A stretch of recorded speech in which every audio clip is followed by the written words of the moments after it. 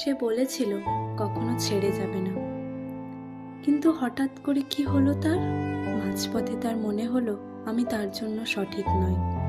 তাই সে মাঝপথেই আমাকে ছেড়ে চলে গেল।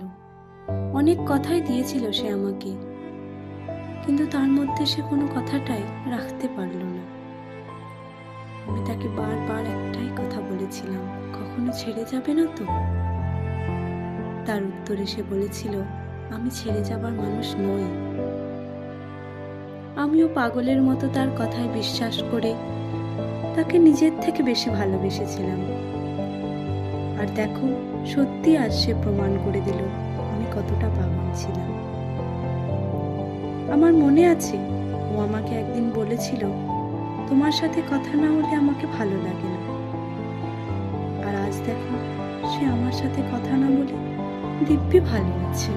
আমি তার জন্য সবকিছু ছেড়ে চলে এসেছিলাম, আর ঠিক তার পরের মুহূর্তে সে আমাকে ছেড়ে চলে গেল।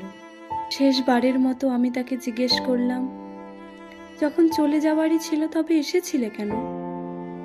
তখন সে মুচকি হেসে বলে, এখন আর এসব ভালো লাগে না। আমি বললাম, মানেটা কি দাঁড়ালো? মেয়েরা কি এখন খেলনায় পরিণত হয়েছে?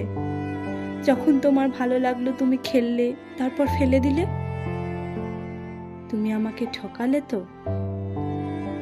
তুমি আমাকে ঠকিয়ে এটা ভেবো না যে তোমার কিছু হবে না, কারণ কথায় আছে, কাউকে ঠকিয়ে কেউ কখনো ভালো থাকতে পারেনি আর পারবেও না।